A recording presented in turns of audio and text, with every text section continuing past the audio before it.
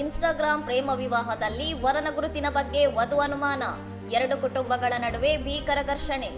ವಕೀಲೆಯಾಗಿರುವ ವಧುವು ವಿವಾಹ ಸಮಾರಂಭದಲ್ಲಿ ವರನನ್ನು ನೋಡಿದ ತಕ್ಷಣ ಈತ ತಾನು ಆನ್ಲೈನ್ನಲ್ಲಿ ಮಾತನಾಡುತ್ತಿದ್ದ ರಾಹುಲ್ ಅಲ್ಲ ಎಂದು ಗುರುತಿಸಲು ನಿರಾಕರಿಸಿದ್ದಾಳೆ.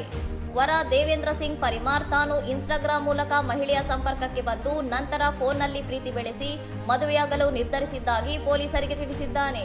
देवेंद्र सिंह परमार हमारा नाम है, छतरपुर मध्य प्रदेश से है और प्रिया मैडम से बात हमारी काफ़ी टाइम से होती थी और इसके बाद अंकिता दीदी से बात हुई, शादी के मैटर को लेके बात हुई, वो भी एग्री थी और हमारी तो देवेंद्र प्रताप सिंह परमार नाम से ही बात होती थी।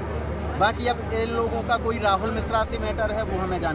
ವಧುವಿನ ಆಕ್ಷೇಪಣೆಯ ನಂತರ ಆಕ್ರೋಶಗೊಂಡ ಆಕೆಯ ಕುಟುಂಬಸ್ಥರು ವರ ದೇವೇಂದ್ರ ಮತ್ತು ಮದುವೆಗೆ ಬಂದಿದ್ದ ಅತಿಥಿಗಳ ಮೇಲೆ ಹಲ್ಲೆ ನಡೆಸಿದ್ದಾರೆ ಎಂದು ಪೊಲೀಸರು ತಿಳಿಸಿದ್ದಾರೆ.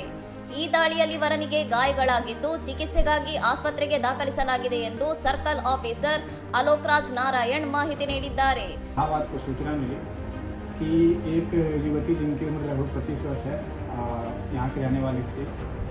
एक युवक जिनका नाम राहुल है, जिनसे बात होती थी, वो अपने आप को भोपाल का रहने वाला बता रहा था.